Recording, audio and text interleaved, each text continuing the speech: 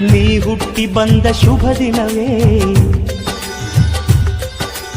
ಈ ರಾಖಿ ಹಬ್ಬ ಬಂದಿತ್ತು.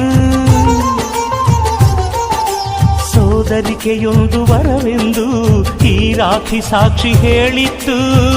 ತಂಗಿಯು ಹುಟ್ಟಿದ ಕ್ಷಣ ಅಣ್ಣನ ಪದವಿ ಹುಟ್ಟಿತು.